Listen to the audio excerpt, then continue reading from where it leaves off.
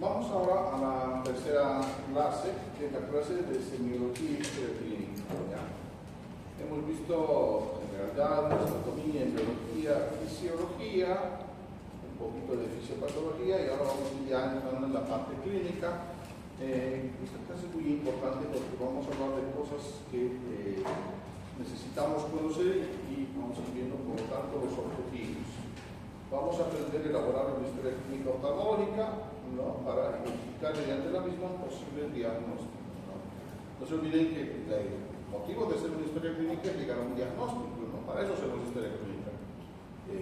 Para una vez sacar una conclusión de todo lo que nosotros hemos podido verificar durante el examen clínico. Vamos a introducir los conceptos básicos para las técnicas del examen clínico oftalmológico. Vamos a conocer las principales pruebas de evaluación del sistema visual y vamos a entender la importancia de una historia clínica adecuada. Bien, primero vamos, por lo tanto, con una definición de historia clínica, ¿no? La mejor definición que yo he encontrado particularmente es esta que está aquí en verde. Es un documento médico-legal ya que recoge la información que procede de la práctica clínica y refleja la descripción de los hallazgos semiológicos, medidas diagnósticas y terapéuticas implementadas.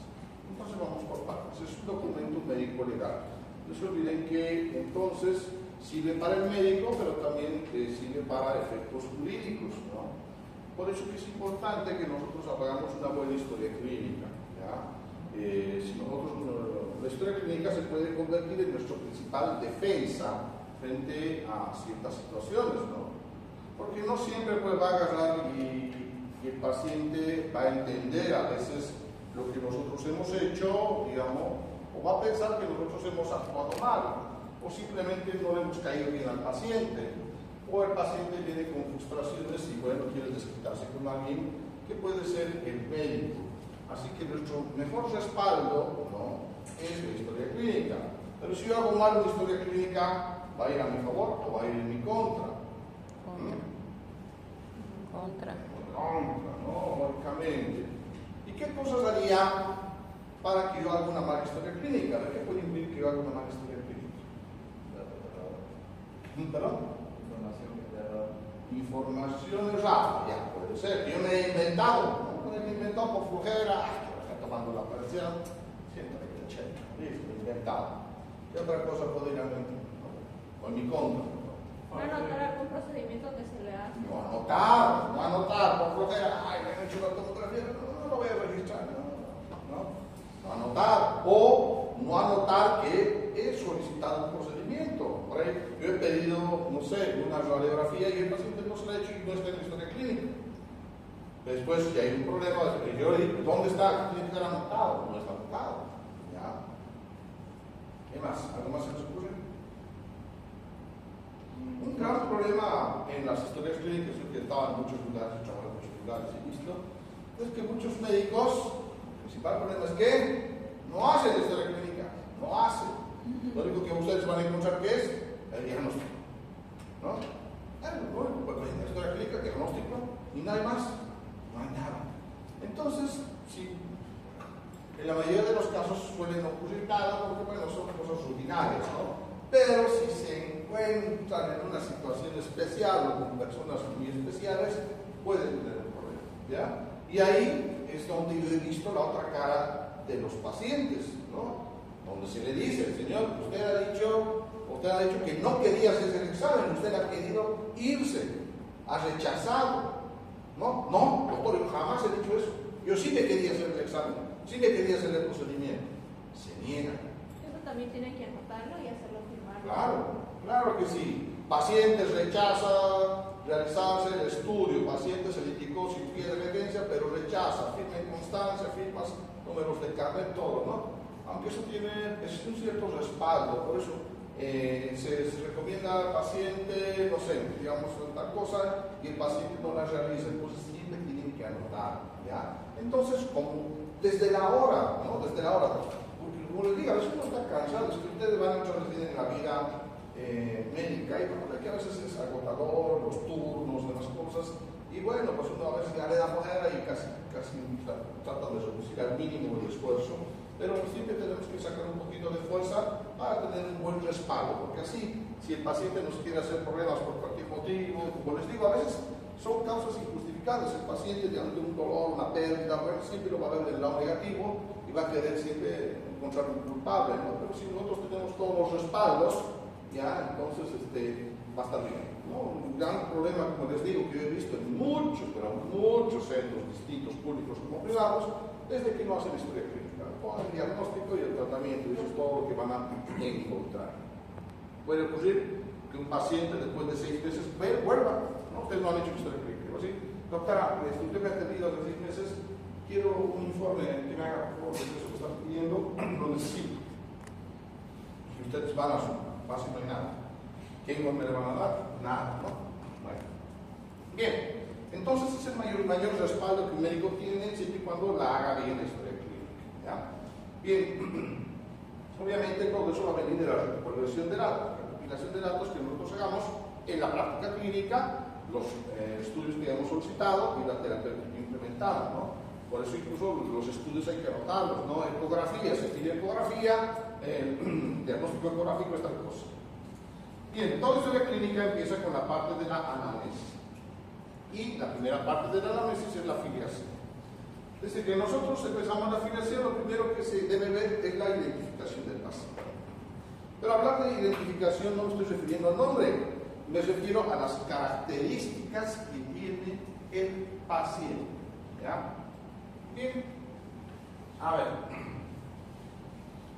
¿Cuál es el alumno más serio del grupo? O la alumna más seria del grupo. Díganme, ¿quién es el más serio, más callado, más tímido? Los que están aquí, ¿quién es el más tímido? ¿Tú? ¿Tú? Ahora, ¿quién es la más habladora, la más revoltoso, el revoltoso? ¿Ah? ¿Él? ¿No? Primera impresión parecía él. Bueno, hagamos ideas. Entonces, ¿ustedes creen que será lo mismo hacerle la historia clínica a ella que hacerle la historia clínica a él? ¿Sí o no? No, son distintos. Y eso es lo que nos hace diferentes. Cada uno de ustedes como alumnos acá son distintos, ¿no? Entonces yo no puedo tratarlos a todos con la misma. Con alguno habrá que tener más paciencia, ¿no? Con otro, bueno, va a ser más fácil. Pero al final, entonces, es lo que nos vamos a encontrar nosotros en la...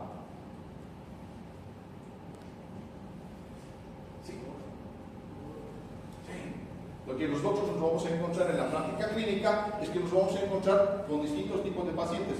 Si ustedes miran a los que están a su alrededor, pues saben reconocer, él es estudioso, él no estudia, él cuenta buenos chistes, él es divertido, él es serio, él se enoja de todo. Entonces lo mismo pasa con los pacientes. Nosotros nos vamos a encontrar con lo mismo. Pacientes muy joviales, muy accesibles, pacientes muy difíciles, pacientes agresivos.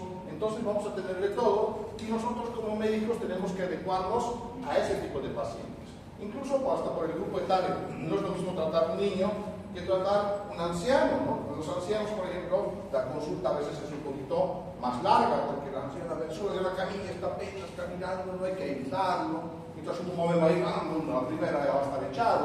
Entonces, nosotros tenemos que adecuarnos y tratar de enfocar de mejor forma según las características que podamos identificar del paciente en el primer encuentro que nosotros tengamos con él, ¿ya? Y así de esa forma facilitar que la atención sea mejor y la consulta más llevadera. Edad.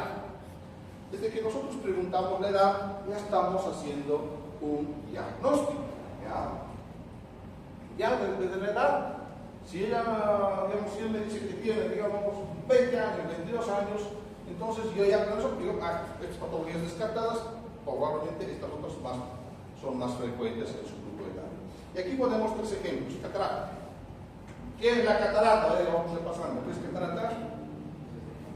En la práctica estamos hablando. ¿Qué es catarata? Capacidad del cristalino. Capacidad del cristalino. Del lente interno que nosotros tenemos cuando se opacifica, ya no se llama cristalino, pasa a llamarse catarata. ¿A qué edad es más frecuente la catarata? Mayores de 60, más o menos 50, 60 años es más frecuente. Así que si uno de ustedes jóvenes viene y me dice, doctor, está disminuyendo mi visión, lo primero que voy a pensar es catarata. No, pues será lo último que piense. a menos que sea algo muy raro, ¿no? Pero no voy a pensar jamás que si ustedes vienen por problemas de visión, va a ser catarata. Pero si tienen 60, 70 años y dicen, doctor, poco a poco estoy perdiendo la visión hace varios meses o años, lo primero que voy a pensar es catarata. ¿Ya? Bien. Otro ejemplo similar pasa con la presbicia, ¿no? ¿Qué es la presbicia? Ya hemos visto todo esto. Les va a dar a ustedes presbicia, pero yo ¿qué es la presbicia? Es la incapacidad de ver cercanamente o la capacidad del cristalino. Está bien, pero no es la capacidad de ver, es la pérdida de la visión cercana. ¿A qué edad va a ocurrir la pérdida de la visión cercana? 40 años aproximadamente, ¿no? Y eso les digo, porque una vez me ha pasado, doctor, vengo porque miren, de cerca no veo bien, ¿no? Veo mi celular, veo mi computadora, todo se me nubla, todo se me mezcla, ¿no? ¿Y qué ha pasado? ¿De dónde está viniendo? Vengo del médico general. ¿Y qué le ha dicho el médico general? El médico general, mi doctor, me ha pedido el hecho análisis. No, en un programa que tiene ácido úrico, transaminasa, sotopasacarina, mirasa, ¿no? ¿Todo? Normal. ¿Qué edad tiene? Tengo 43 años. ¿Qué era? Presbicia. ¿Había necesidad de pedirle hacerle gastar tanto dinero en todo su laboratorio? No. Y eso es porque el médico general no sabe, pues, por eso que ustedes vienen acá para aprender, ¿no? Si una persona les dice, doctora, estoy viendo mal de cerca, pero de lejos veo bien, entonces lo más probable, si tiene la edad, lo más probable es que sea presbicia y necesite simplemente un lente corrector de cerca. No necesitamos pedir laboratorios ni muchas cosas. Bien. Glaucoma. ¿Qué es glaucoma? Glaucoma se considera lo que es la presión intracraneal. No, craneal no. Glaucoma. En la práctica hablamos. Sí. ¿Quién nos la práctica aquí? Sí, por eso. ¿Qué es glaucoma? Hemos dicho la práctica. Si nadie nos responde, los responsables nos responden porque ya sabe todo. ¿Qué es glaucoma? Aumento de la presión ocular. Eso, aumento de la presión ocular. El ojo tiene una presión, si esa presión aumenta de forma patológica, eso se llama glaucoma. Ahora, el glaucoma, con el aumento de la presión ocular, es más frecuente en personas mayores de 35 o 40 años. Por eso que normalmente a un joven como ustedes, cuando van a consulta oftalmológica, normalmente no se hace el control de glaucoma o la toma de la presión, porque es poco probable a su edad que se presente. Obviamente no es generalizado. Hay que evaluar cada caso en particular, pero a una edad joven o en niños es muy poco probable que aparezca el glaucoma. Pero una persona ya mayor de 40, dentro del examen de rutina, tiene que entrar el control de la presión ocular porque aumenta las probabilidades de glaucoma después de los 40 años. Entonces eso es para que vean un poquito la utilidad de esto, ¿no? Sexo. Bueno, en el sexo no hay grandes diferencias, pero se ve, por ejemplo, un aumento del ojo seco en las mujeres respecto a los hombres, las lesiones traumáticas son más frecuentes en los hombres y el daltonismo, que es la alteración de la visión de colores, también es más frecuente en los varones que en las mujeres. Ocupación.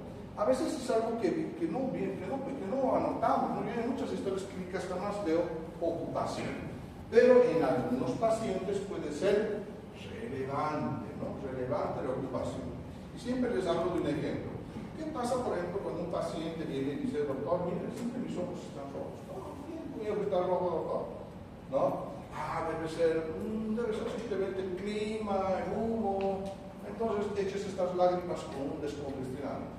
Pasa un mes y vuelve el paciente y dice, doctor, mire, sigue rojo. A ver, otra vuelta, le voy a dar un corticoide, un desinflamante para que no sea unas semanas. Se va, vuelve, no sigue rojo. A ver, lentecito, usted se tiene que y sigue rojo, y sigue rojo, y sigue rojo, y no se encuentra otra cosa. Pues a veces no preguntamos dónde trabaja o a qué se dedica. ¿Ya? Y por ejemplo, podría deberse a una exposición en el lugar del trabajo, una sensibilización. No, hay muchas, ustedes alguna vez han ido a una fábrica, muchas veces el ambiente de la fábrica es una polución, lleno de partículas, ¿no? Porque están esos hornos gigantes y demás cosas. Hay personas que se pueden sensibilizar. Entonces, por más que yo le dé gotas de corticoides, desinflamantes, descongestionantes, lentes, todo, ¿ese paciente va a mejorar? No, porque está sensibilizado a las partículas del ambiente laboral. ¿Cuál será el tratamiento? Dejarle trabajar. Cambiar de puesto, ¿no? Cambiar de puesto, ¿no? Ya no estar en el sector productivo, tal vez puede ir al sector administrativo, ¿no? Entonces, o que busque a ver si usando gafas protectoras puede mejorar. Entonces, muchas veces no preguntar la ocupación en algunos pacientes puede ser relevante. Otro que vemos es situaciones en el trabajo en la computadora. ¿Qué pasa cuando estamos mucho tiempo en la computadora? A ver, ¿qué es lo que pasa? ¿Quién está mucho tiempo en la computadora? ¿De qué hablar? Se reseca más la vista. ¿Qué? Se reseca mucho la vista. ¿Se resecan lágrimas? ¿Dices? Se resecan los ojos. Ah, se resecan los ojos. ¿Se te resecan los ojos? Si lo tienes mucho tiempo abierto. Se falla. Sí, pues sí. Entonces, pueden resecarse los ojos o el paciente que venía de quejarse de qué? De que le duelen los ojos. Doctor, me duelen mucho los ojos, ¿no? Todo el tiempo ando con dolor de ojos. A ver, bueno, lentes, lágrimas, desinflamantes, analgésicos. Si el problema es que esa persona tiene que estar 8 horas al día frente a la computadora, ¿será la solución? ¿Sí o no? ¿Le mejorarán los lentes, las lágrimas, todo eso? Por un momentáneo, yo diría que No, no le va a mejorar, va a seguir volviendo a doctora, no te me lo deja, todo, me sigue doliendo mis ojos. El tratamiento cuando una persona tiene que estar mucho tiempo frente a una pantalla no es ni medicación ni lentes ni nada, es periodos de descanso. Hay sistemas, mecanismos para que la persona tenga periodos de descanso en su situación visual. Y eso ya está hecho, escrito, cómo la persona puede descansar cuando tiene que usar excesivamente una pantalla, ¿no? Entonces la única forma de que esa persona mejore, el resto son complementos que puede que no le ayuden en nada. Bien, otras cosas que yo puedo preguntar, la procedencia, el estado civil, la religión, condiciones sanitarias, escolaridad, lo que yo quiera, pero eso ya depende del tipo de paciente con el que esté yo trabajando, ¿no? A veces no son tan necesarios, pero bueno, también se los anotamos. Importante, si el paciente es niño con problemas mentales o está inconsciente, anotar en la historia la identificación de la persona que lo lleva. Esto es muy importante y esto les va a evitar severos problemas legales. Acuérdense, lo que yo estoy diciendo son cosas que yo lo he visto, ¿no?, en la práctica y realmente se generan tremendos problemas, pero un juicio al médico, un problema. ¿Por qué? Porque no ha notado quién le estaba llevando al paciente. No es a cualquier paciente, no estamos hablando de estos casos específicos, ¿no? Persona, niño, un niño. A ver, le llevan al niño, doctor, tiene a ver al niño. Tiene listo, vamos, se va. Al poco rato aparece una señora. Yo soy la madre de un niño, me trae que atienda. No era la madre, ¿no? ¿Quién lo trae, doctor? ¿Quién lo atendió? Todo un lío porque yo supuse que la que debía llevar era la madre y no es la madre, ¿no? A veces pasa, por ejemplo, en los colegios que hay niños que hacen una cosa y la que le lleva la profesora. Y la madre después aparece todo enojada a ver qué ha pasado, ¿no? Entonces debo yo de anotar. Si tiene problemas mentales, obviamente, ¿quién es usted? ¿Por qué le está trayendo? A ver su nombre, bueno. Y mucho más si el paciente está inconsciente. Mucho más. ¿Qué es lo que pasa? Cuando alguien atropella a una persona, ¿usted cree que la mayoría va a decir que es el atropellador? No. ¿Qué dice? Yo cuando estaba en emergencia, ¿qué decía?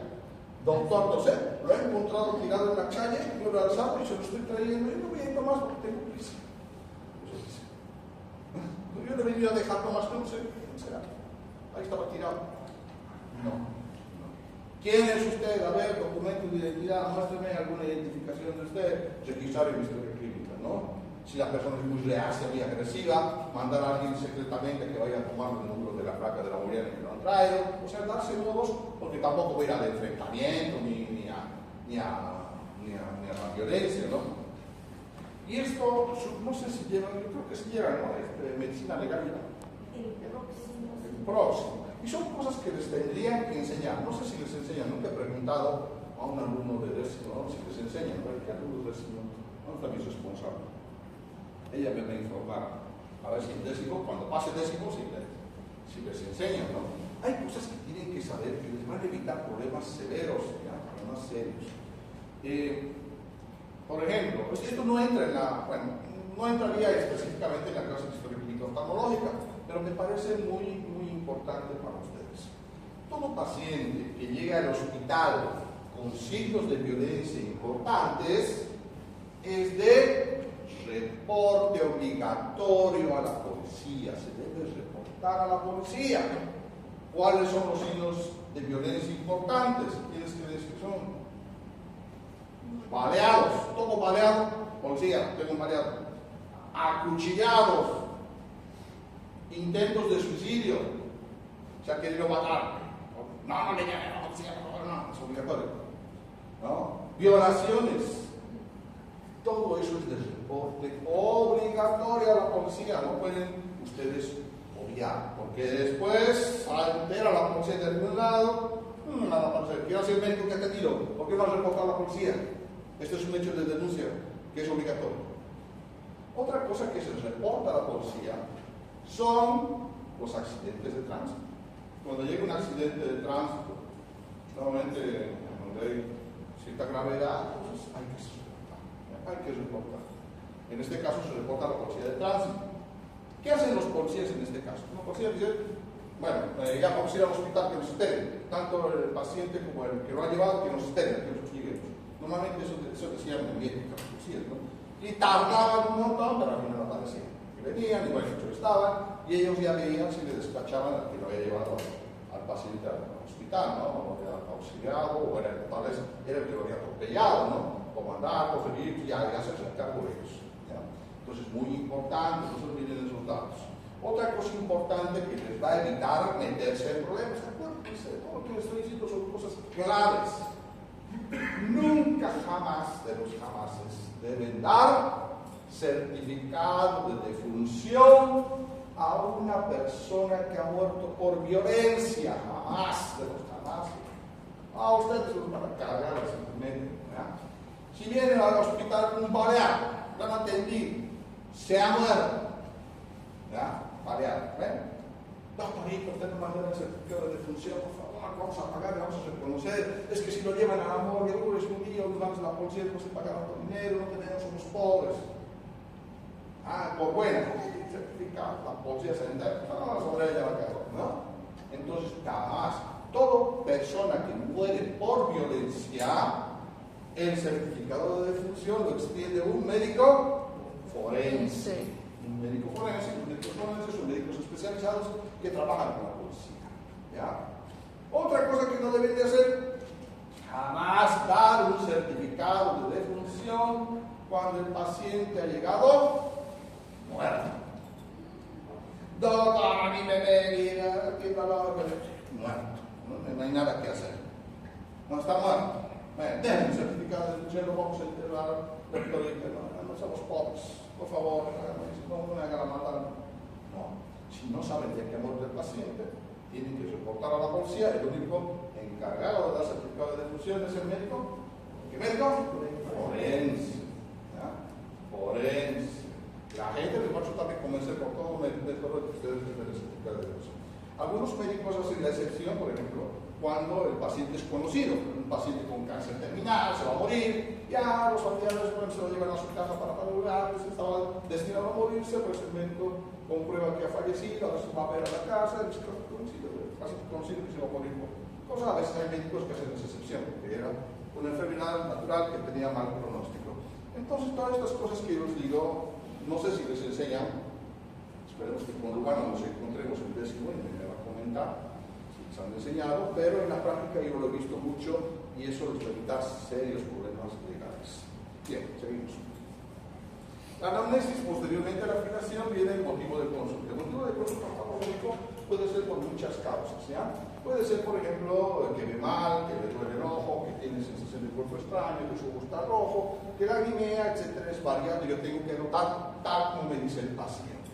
Historia de la enfermedad actual, descripción detallada y cronológica del cuadro clínico del paciente. Entonces, normalmente en esta parte lo mejor es dejar que el paciente hable, se exprese, y yo recién al final de que el paciente termine de hablar, hacer las preguntas donde los puntos que quiero aclarar. A veces hay médicos que cortan, ¿no? Porque el paciente está hablando por acelerar y ahí el paciente se olvida cosas o datos importantes. Entonces, pienso que es mejor hacer de esta forma. Antecedentes personales patológicos. Es importante saber si el paciente está con alguna otra enfermedad, porque muchas enfermedades sistémicas pueden tener relación con la patología ocular, tal como tenemos el ejemplo de la diabetes, la hipertensión arterial o el reumatismo, entre muchas otras que existen que tienen relación oftálmica, ¿no? Por eso que les he dicho que por más que ustedes quieran ser un traumatólogo, tienen que saber de oftalmología, porque de alguna forma en algunas situaciones va a haber relación de estas especialidades o cualquier otra especialidad. Antecedentes personales familiares. Muchas veces puede haber un trastorno familiar o muchas enfermedades tienen un factor hereditario. Si hay familiares ciegos, también importante. Si hay historias de glaucoma, el glaucoma o el aumento de la presión ocular, está demostrado que es una enfermedad hereditaria. Y si en la familia hay glaucoma o tienen un familiar que tiene glaucoma, tienen que tener cuidado ustedes de hacer controles de glaucoma mucho más frecuentemente que una persona que no tiene familiares con glaucoma. Si los padres usan lentes, también dato importante, ¿no? A veces ahora está de moda, ¿no? Los niños le dicen, doctora, a mi hijita le va mal en el colegio, ¿no? No sabemos qué es lo que ocurre. Debe tener algún trastorno de estos psicológicos modernos que hay, ¿no? Debe ser eso, ¿no? Y los papás, los dos consultados o elementos, ¿no? Entonces, muchas veces puede ser que el niño no ve, simplemente es eso, no ve, se aburre y bueno, pues se chacota, ¿no? O se distrae, ¿no? Con muchos adultos aquí, están distraídos, ¿no? Bueno.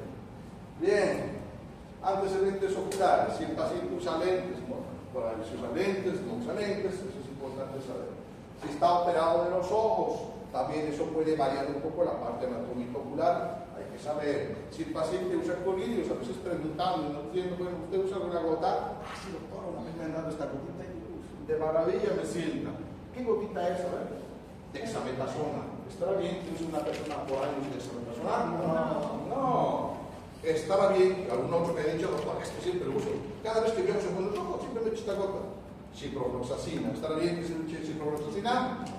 No, no está bien, pues no. Y eso son por cosas que tendrían que ver a perdido en farmacología, como ser la resistencia bacteriana, la alteración de la flora microbiana y muchas otras cosas más. Entonces está muy mal. Y hay personas que lo usan, por eso les digo, ¿no? Uno puede pensar que no, y cuando uno pregunta, recién sale a reducir estas cosas. Antecedentes alérgicos, en algunas personas que tienen tendencia a la alergia, entonces es importante porque ya tienen un antecedente como ser el asma, la rinitis alérgica, la alergia medicamentosa, que son señales de que esa persona tiene un factor de atopía o sensibilidad alérgica. Y otros factores, antecedentes que podemos preguntar, pero normalmente estos son los que más nos interesan. Bien, una vez terminada la parte de la anamnesis, ¿no? Nos vamos al examen físico, y el examen físico, bueno, tiene una variante respecto a lo que ustedes saben, ¿no? de la parte semiológica que se hace en otras especialidades, porque el examen físico oftalmológico está realizado en base a pruebas que son importantes, y vamos a ver todas estas pruebas que estamos viendo acá, las vamos a describir porque todas son importantísimas para la evaluación de un paciente oftalmológico. Una de las principales, o la principal prueba que nosotros tenemos en oftalmología es la prueba de la agudeza visual, que seguramente todos de alguna forma la han escuchado, la han visto antes. Y vamos a ver qué es la agudeza visual. Definición. La agudeza visual habitualmente se define como el mínimo detalle que luego es capaz de discernir a diferentes distancias en buenas condiciones de iluminación. Es algo que les pregunto en la segunda práctica, así que tienen que saber ese concepto de memoria. ¿Qué es la agudeza visual? Mínimo. Como lo dimos, mínimo detalle que luego es capaz de discernir a diferentes distancias en buenas condiciones de iluminación. 2 puntos. Nada más. Así fácil se ganan los puntajes, ¿no? Bien, entonces, ¿qué es la agudeza visual? Podemos decir la agudeza visual es la potencia visual que tiene mi ojo, mi visión, ¿no? Es mi máximo visual que puedo obtener, ¿ya? Pero, ¿cómo voy a clasificar mi agudeza visual? Yo puedo agarrar y puedo decirle aquí al compañero, ¿no? Que se pare a mi lado y le digo, a ver, tú puedes leer lo que dice allá en el aire acondicionado, esas letras, yo no lo veo, ¿no? O los números, y él me dice, si lo veo. ¿Quién va a tener mejor agudeza visual? ¿Él o yo? Obviamente él que sí lo puede ver, ¿no? pero la agudeza visual no se define por las cosas grandes, porque cuando van a la práctica, es lo mejor que se puede ver, pero no se define, porque yo digo, todos ven esta pizarra, todos ven, pero eso no significa que todos tengamos la misma agudeza visual. Se va a definir por lo más pequeño que se puede ver, tanto de lejos como de cerca. Lo más pequeño que yo vea es lo que define mi agudeza visual. Si yo tengo unas letras pequeñitas a lo lejos y no puedo ver, pues mi agudeza visual va a ser mejor siempre y cuando pueda ver más pequeño, ¿no? Lo mismo de cerca es exactamente igual. Entonces, no se olviden, la agudeza visual se define por lo más pequeño que puedo ver en una distancia determinada. Puede ser cualquier distancia, pero en buenas condiciones de iluminación, ya que una mala iluminación puede hacer que no refleje mi agudeza visual real. Se mide por una imagen más pequeña que el ojo puede distinguir y es un parámetro que nos indica la salud visual del paciente. ¿Ya? Para determinar la agudeza visual, porque ella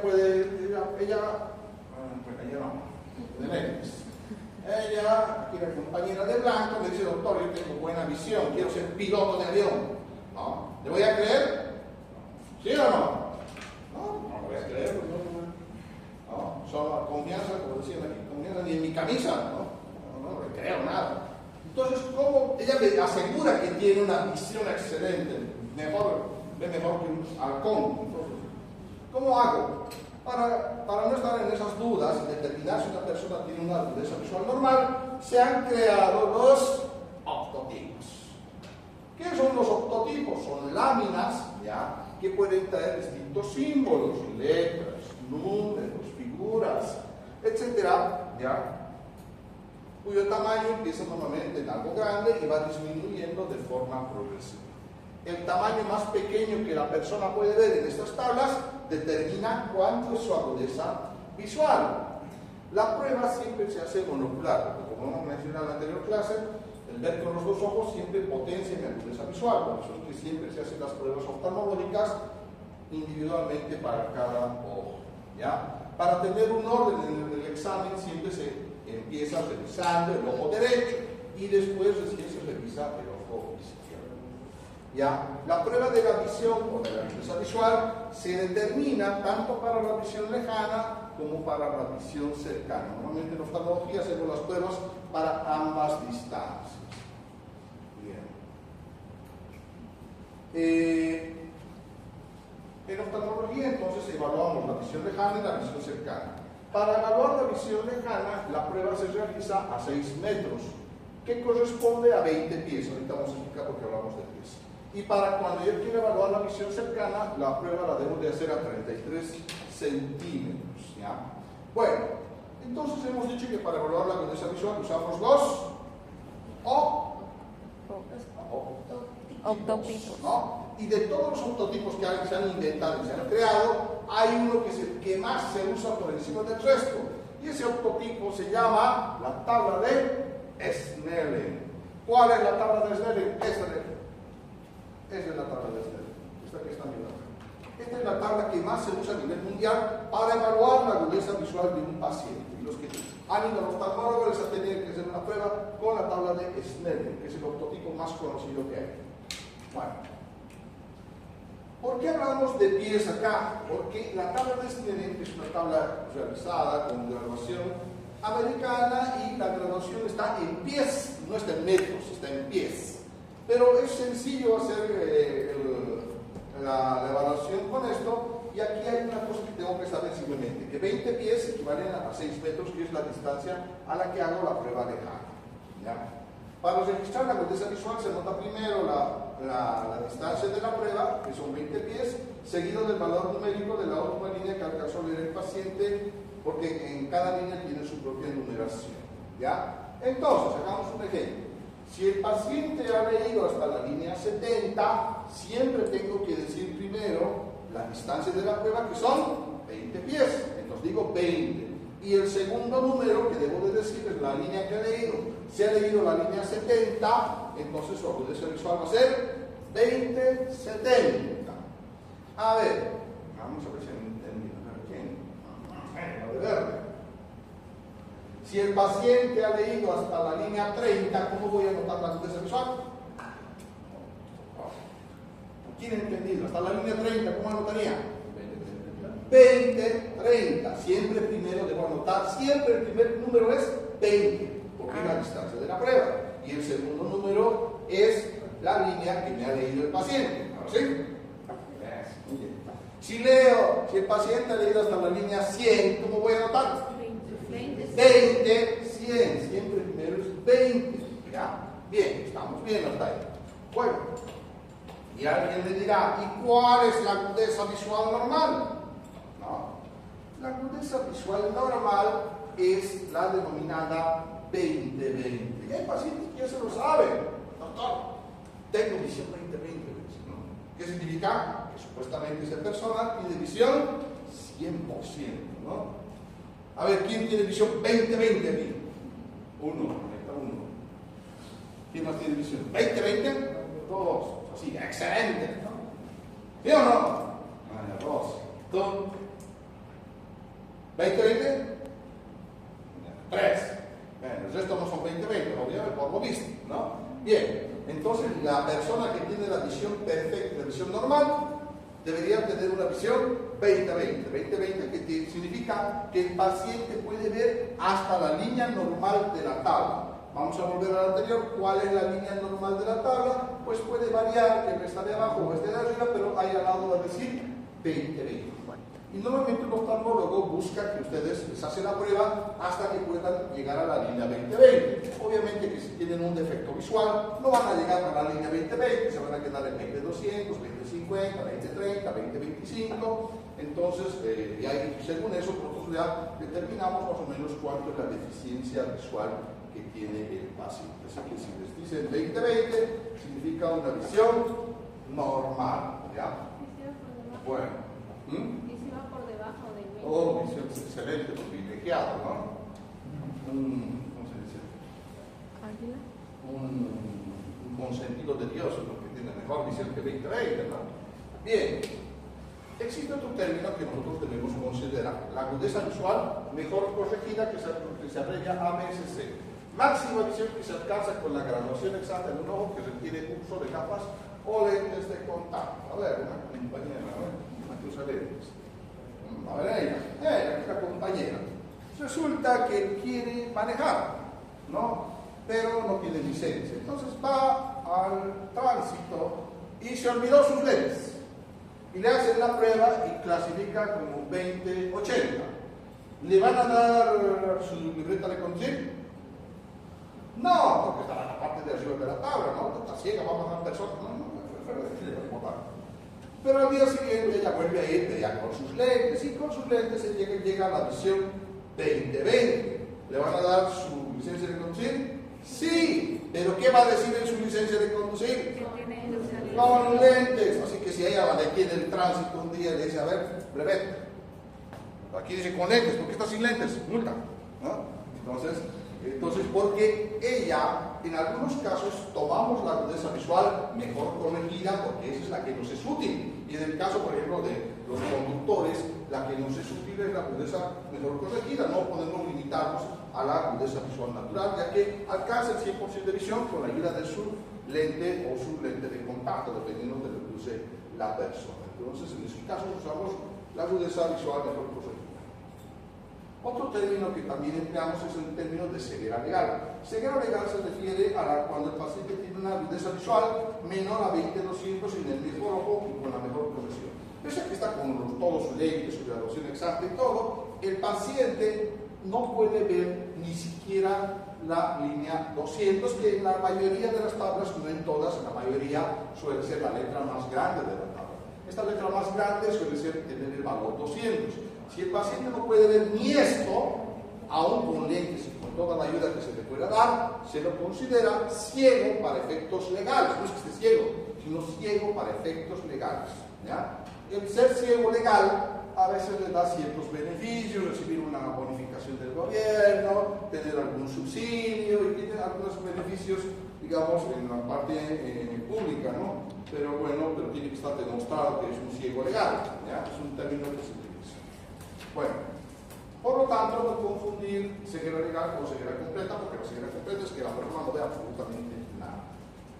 Bien, Si bien nosotros hacemos la prueba de agudeza visual, ¿ya? Y no hacemos con qué hacemos la prueba de agudeza visual, Con la tabla con la tabla de los prototipos, la tabla de Snellen. Eso les voy a preguntar en la práctica, tienen que aprender Snellen, ¿ya? Sin embargo, hay personas que no ven la tabla.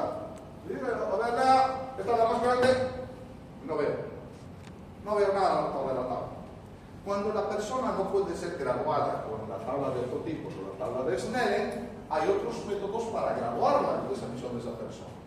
Obviamente ya tiene una visión bastante deficiente. Y la segunda prueba que va a entrar cuando el paciente no ve la cartilla es la prueba de cuentadedos, ¿ya? No puede ver la tabla, señor, no, doctor, no veo nada. A ver, le voy a mostrar mis dedos y me paro a la altura de la tabla y le digo, a ver, ¿cuántos dedos le estoy mostrando? Ah, doctor, no veo. Si sigue sin ver, me adelanto un paso. ¿Cuántos ve? No, doctor, no veo. Ahí veo, doctor. A ver, ¿cuántos ve? 4, 3, 1. Ah, ya, bueno. Entonces, puede ver los dedos, puede contar los dedos. Y aquí voy a anotar paciente con visión, cuenta dedos, o puede contar los dedos. Y lo más importante, tengo que anotar la distancia en la que ha visto los dedos, ¿no? A ver, el paciente allá en azul, aquí, ¿cuántos metros hay? 1, 2, 3, digamos, 4 metros, entonces tiene visión de cuentadedos a 4 metros. Ese sería su agudeza visual. Y ahí se acaba todo. Ya tiene una visión de poder contar dedos a 4 metros. Bien. Y si no me ve, me sigo acercando hasta que pueda ver. Ya. Pero ¿qué pasa? Que hay personas que tienen tan mala visión que aunque yo me acerque mucho, ya, por ejemplo, él ahí sigue sin ver, no veo, ya yo no le voy a poner la mano en la cara, entonces como ya no le puedo acercar más, ahí paso a la tercera prueba, que sería por lo menos detectar si puede ver el movimiento. Así que lo que hago es moverle la mano delante del ojo que estoy examinando, ¿no? Y le digo, ¿nota algo? Si él me dice, sí, doctor, algo se está moviendo, no siempre tiene que decir mi mano, entonces anotaré que él tiene una visión de percepción de movimiento, o percibe el movimiento de la mano. Pero si aún a la persona haciéndole así, no ve nada, no, doctor, no ve nada, paso a la última prueba, que sería la prueba de la luz. Hago una linterna potente y le pongo delante del ojo y le digo, ¿nota algo? Así, doctor, veo una lucecita. Entonces el paciente tiene muy mala visión, pero percibe la luz, percibe la iluminación. En caso de que aún poniendo una linterna potente delante del ojo, él no vea nada, eso se clasifica como visión cero o agudeza visual sin percepción luminosa. ¿Se entiende? Entonces, estas otras pruebas las voy a hacer dependiendo si el paciente no puede hacer la anterior prueba, ¿no?, que estoy mencionando. Si no puede ver luz, sería nada más visión luminosa. Visión de percepción luminosa. O percibe la luz, ¿no? Bueno, si bien nosotros estamos acostumbrados a usar la escala en pies que viene en la tabla de Snellen, ya en el mundo hay, como en todo lado, hay otras escuelas que tienen otro tipo de graduaciones. Ahí es así que tenemos la graduación lombar, Snellen en metros, la fracción o la decimal. Una que usan bastantes oftalmólogos fuera de la Snellen en pies, que es la que la mayoría de los oftalmólogos usa, otra que se usa bastante, la escala decimal. Y eso va a depender, por ejemplo, con el médico que trabaje, ¿no? Pueden ustedes que sean, digamos, médico internista, que la doctora es internista y pide valoración por el oftalmólogo. Ella no se va a encontrar con el oftalmólogo, ni el oftalmólogo le va a decir nada. En los hospitales pasa eso, ella pide valoración por oftalmología, el oftalmólogo, por el rato que tiene tiempo, va, hace la evaluación al paciente y va a dejar anotado. Y ella va a ir al día siguiente a ver que ha venido el oftalmólogo, sí, a ver qué ha puesto, a ver, voy a leer. Agudeza visual, ojo derecho 1, agudeza visual, ojo derecho 0,4. ¿Qué significa 1 y qué significa 0,4? ¿No? ¿Cómo es eso? ¿Qué está indicando? Entonces, eso significa que ese oftalmólogo está formado con la escala decimal. Entonces, si yo tengo esta tablita que está acá, que ustedes la van a tener, me voy a ir a fijar. A ver, dice ojo derecho 1. 1 en Snellen en pies corresponde a 20-20. ¿Eso qué quiere decir? Que el ojo derecho ve bien, excelente. El ojo izquierdo ha dicho que el oftalmólogo 0,4 corresponde a 20-50. 20-50 es media tabla, entonces tiene una visión disminuida entre leve a moderada. ¿Ya? Entonces, más o menos, esto puedo tener una idea, porque hay oftalmólogos psicólogos que trabajan con escala decimal. Yo lo he visto aquí en nuestro medio, hay algunos colegas que trabajan con esa escala. Bien. Esta otra tablita también es muy importante porque a veces el paciente viene y dice, doctor, ¿cuánto de visión, cuánto de porcentaje de visión veo? ¿No? ¿Cuánto veo mal? ¿Cuánto sería mi porcentaje de visión? Y eso, según lo que el paciente pueda ver en la tabla de Stern, podemos darle un porcentaje de visión aproximado. Por ejemplo, una persona que ve todas las letras de la tabla, hasta la línea normal, tendría un 100% de porcentaje visual. Una persona que ve solamente la letra grande de la tabla tendría un porcentaje visual del 10% del total de visión que debería tener. Entonces, esto es una referencia más o menos porque a veces el paciente pregunta, doctor, ¿cuánto es lo que usted ve? La OMS clasifica la disminución visual de esta forma. Disminución visual leve cuando está entre 20-25, esta es la línea 20-20, 20-25 a 20-50. Si el paciente está en este nivel, se clasifica como disminución visual leve. Disminución visual moderada entre 20-60 a 20-200. Si está en este nivel, disminución visual moderada. Y si el paciente no ve ni la letra más grande y solamente puede ver cuentadedos, movimiento o una percepción luminosa, se clasifica como disminución visual grave. Bien, todo lo que hemos visto hasta el momento es la prueba de agudeza visual lejana. La prueba de agudeza visual cercana, que debe realizarse a la distancia de 33 a 35 centímetros, se hace con otras tablas, pero estas tablas no son las grandes de Snellen, sino son tablitas pequeñas de mano que están acá, como estamos viendo en este lado. ¿Ya? Bien, entonces en este caso vamos a evaluar la visión cercana. En estas tablas igual hay una línea de visión normal y las tablas que más usamos son las de Jagger, cuya graduación viene en J. J1 es la visión normal, de J2, J3, J4, J5, o la de Rosenbaum, que tiene graduación en 10, igual que la escala de Snellen, la tabla de Snellen de lejos, ¿no? 20, 20 visión normal, 20, 25, 20, 30, 20, 20, 50, va aumentando de esa forma. La distancia es lo más importante en nuestra prueba, porque el paciente me puede decir, pero doctor, aquí no veo, pero aquí se agarra ahí, hay cositas, todo más chiquitas se lo leo. No está bien. La prueba siempre nosotros tenemos que controlar que esté a 33 centímetros. ¿Ya? Y algo que es importante, esta prueba de agudeza visual cercana solamente la hacemos en personas que tienen presbicia. ¿Qué es la presbicia? La pérdida de la visión cercana que ocurre a la edad de 40 años.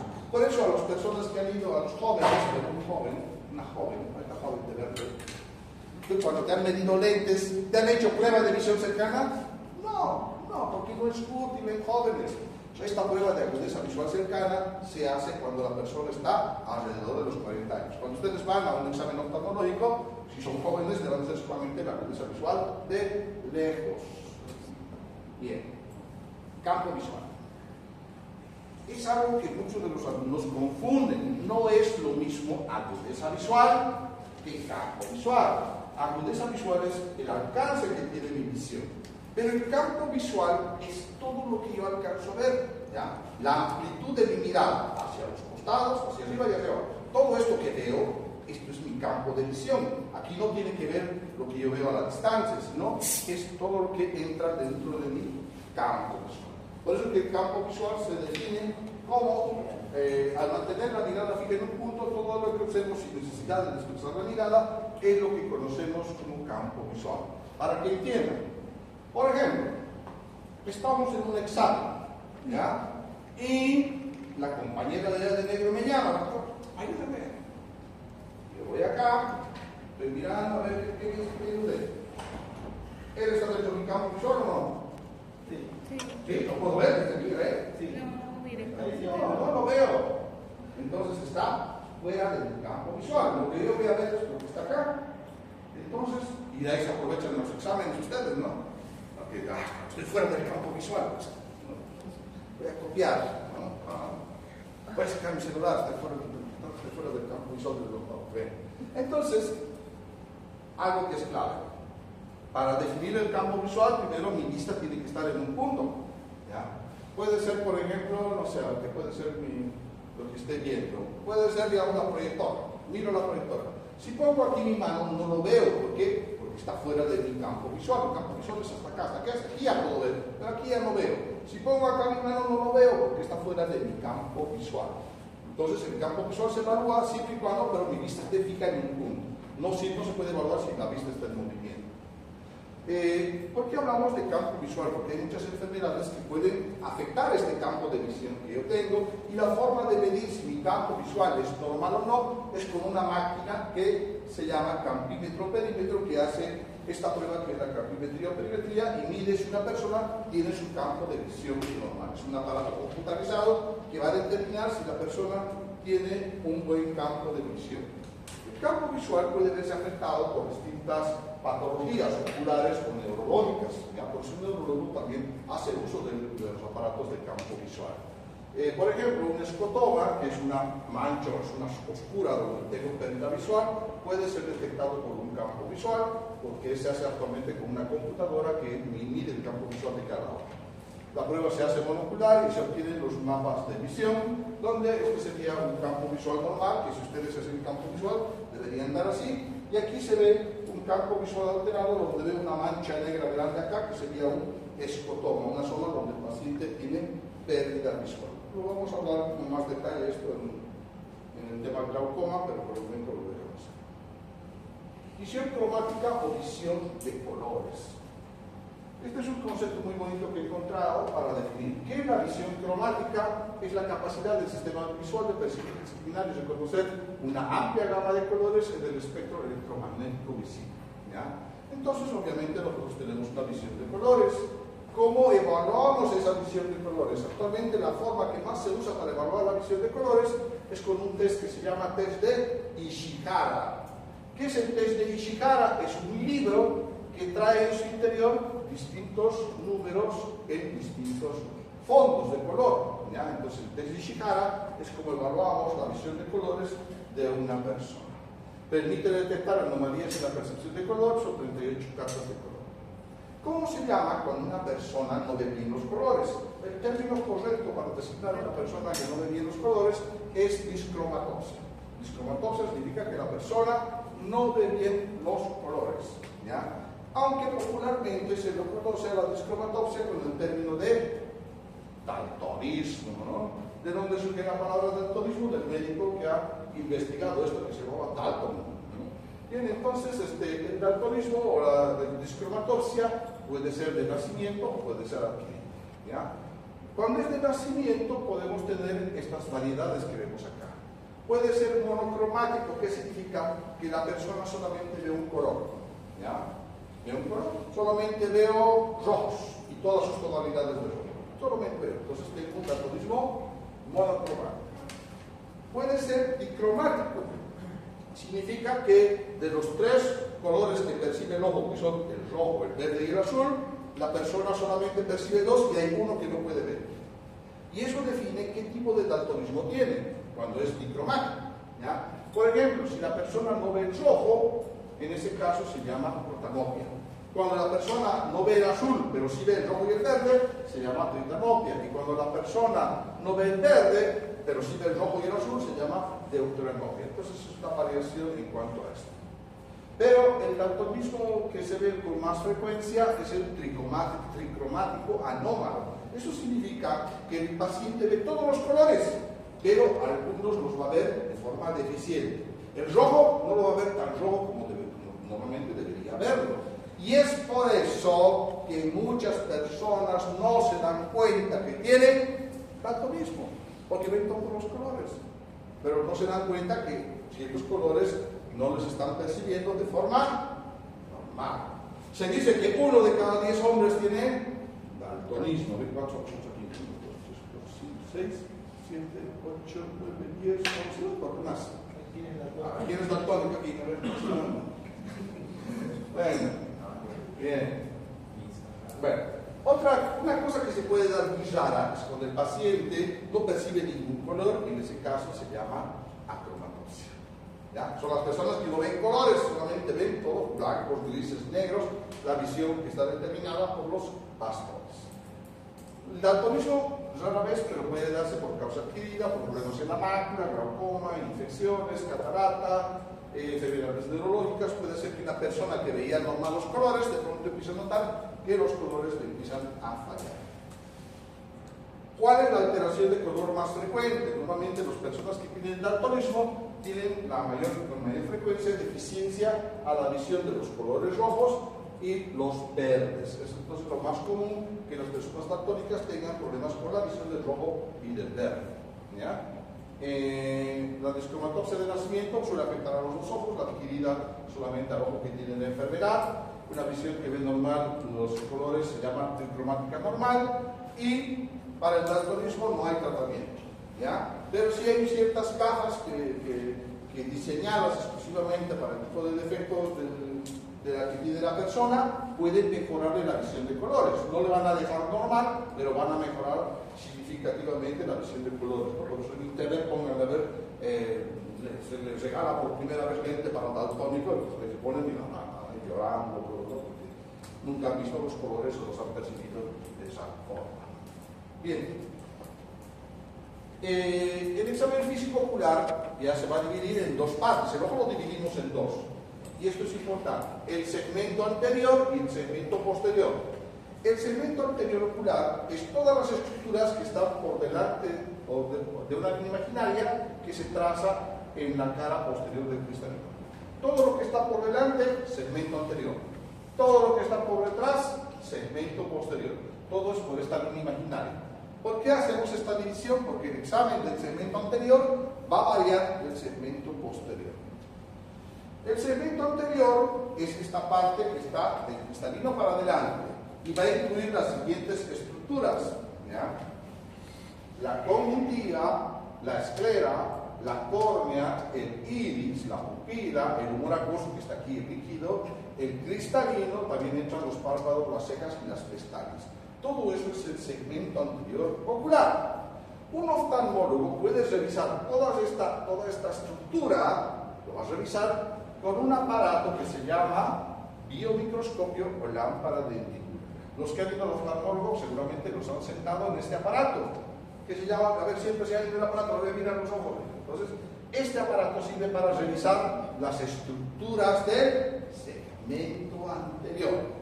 ¿Un médico general puede hacer este examen? Sí, porque ustedes con una linternita pueden mirar si su córnea, su pupila, su iris, su esclera. Está bien, un médico general puede hacer este examen, aunque no va a tener la definición de un oftalmólogo, porque lo que hace este aparato es hacer así grande la imagen, pero el médico general con su linternita también puede examinar el segmento anterior ocular. Sin embargo, lo que no va a poder hacer el médico general es examinar el segmento posterior.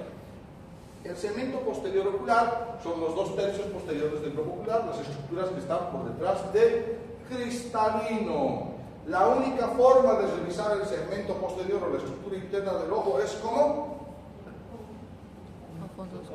Con la oftalmoscopía, o también llamado examen de fondo de ojo, tienen que acordarse, ¿ya? La única forma de ver las estructuras internas es con la oftalmoscopía o el examen de fondo de ojo, y eso se hace con un aparato que se llama oftalmoscopia, ¿ya? Que nos permite ver interiormente.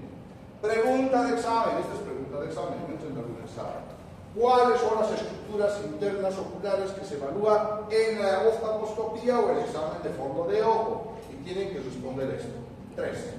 Lo primero que nosotros vemos al mirar el interior del ojo es el vítreo, el líquido interno, ¿no? Vemos si está limpio, si está transparente, no tiene alteración. Segundo, la retina, ¿no? En la retina entra, obviamente está incluido la mácula, que es la zona oscura, la zona central, la fóvea, que la fóvea simplemente es el centro de la mácula, y los vasos de la retina, tanto arterias como venas, que se ramifican a nivel de la retina. Pero basta con que diga retina y ahí incluye todo eso. Y la tercera cosa que vemos es el nervio óptico, la papila óptica, ¿ya? Entonces, las respuestas del examen será humor micro, retina y nervio óptico. Eso es lo que se evalúa, o que los oftalmólogos evaluamos en un examen interno ocular. Bien. Otra cosa que también hacemos en la evaluación en algunos pacientes es evaluar el movimiento ocular, y para evaluar el movimiento ocular simplemente le mostramos algo que el paciente siga con sus ojos lo que le estamos mostrando, sin mover la cabeza, algo que es importante, ya que el movimiento ocular puede verse afectado por patología neurológica, patología orbitaria, principalmente. ¿Cuántas son las posiciones de la mirada? Las posiciones de la mirada son 9, ¿ya? La posición que mira hacia el frente del infinito se llama posición primaria de la mirada. Y de ahí derivan todas las otras posiciones. Arriba, abajo, izquierda, derecha, izquierda arriba, izquierda abajo, derecha arriba, derecha abajo. Un paciente tiene que poder hacer todos estos movimientos, ¿ya?, sin dificultad, y cuando hagamos el movimiento ocular le hacemos hacer todas estas posiciones de la mirada. Otra cosa importante también es la tonometría. En algunos pacientes medimos la presión ocular, ¿ya? Esta presión ocular se mide mediante un aparato que se llama tonómetro. Los tonómetros miden si la persona tiene la presión ocular normal o está alterada. Bueno, ¿cuántas formas de tomar la presión ocular hay? Hay varias. Una de las más rudimentarias, pero que en algún caso puede ser útil, es la palpación con los dedos. Si ustedes agarran sus dedos y se tocan con un ojo, pueden comparar si está igual de durito que el otro ojo, ¿no? Pueden comparar. Es una forma comparativa que yo puedo tomar mi presión ocular, o sea, la presión ocular, pero esto en la práctica solamente sirve de una patología. Y esa patología se llama glaucoma agudo. Glaucoma. Esto es pregunta de examen, pero les voy a preguntar cuál es el tema glaucoma, ahorita no. Glaucoma agudo. O les pregunto. Bueno, ¿por qué en el glaucoma agudo? ¿Qué significa glaucoma agudo? Es cuando la presión de un ojo se sube así de repente, de golpe, rápido. Por lo tanto, el paciente va a llegar con, si sube mucho la presión del ojo, ¿qué va a tener? Un dolor insoportable en el ojo, que aparece de forma repente. Doctor, de repente mi ojo entra a volar, no aguanto, este dolor de ojo me está matando. ¿Ya? No hay oftalmólogo, 3 de la mañana, hay un dolor intenso que aparece de forma repentina. Pero cuando es agudo el glaucoma, ¿ya?, cuando uno palpa los ojos, nota claramente la diferencia. Uno va a estar blandito, como ahorita se puede palpar, blandito, y cuando el ojo tiene glaucoma agudo, que se le ha subido la presión de golpe, el ojo se pone duro, como piedra. Uno palpa y como una piedra está el ojo, y el ojo está blandito, así, se puede uno apretar. Entonces, eso, dolor repentino de ojo, insoportable, y claramente noto que uno de los ojos está muy duro. Estoy frente a un cuadro de glaucoma agudo. Se le ha subido la presión del ojo de golpe. Por suerte ese glaucoma es poco frecuente. Más frecuente es el glaucoma crónico, que luego veremos el tema glaucoma, pero el glaucoma agudo sí me sirve la palpación con los dedos. Eso es lo único que me sirve. Después yo querer decir, a ver cuánto de presión tengo en mi ojo, esto no sirve. ¿Ya? Bien. Lo que más utilizamos los oftalmólogos para medir la presión es el tonómetro de aclaración. Son tonómetros que tienen estos piquitos plásticos que previa aplicación de anestesia se apoya el ojo y la resistencia que encuentra este piquito en el ojo es lo que marca la presión.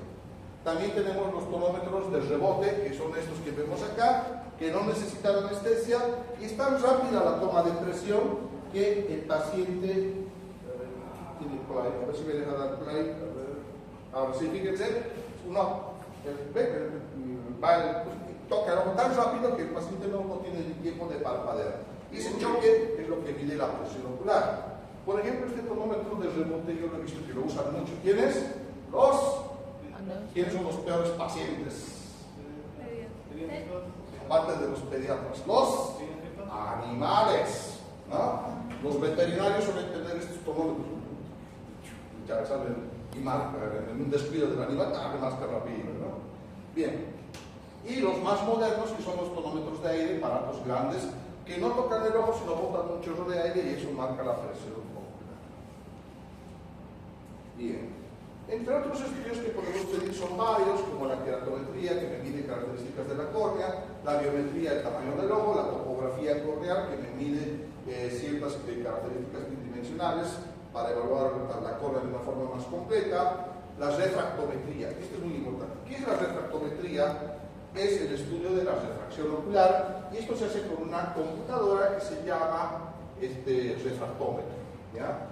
Vulgarmente a esto se le conoce con el nombre de medida computarizada. Si ustedes van por la calle en las ópticas van a leer medición computarizada. ¿Qué significa? Que tienen un aparato que cuando uno se sienta, ahí le dice si tiene miopía, hipermetropía, astigmatismo y cuánto de grado tiene.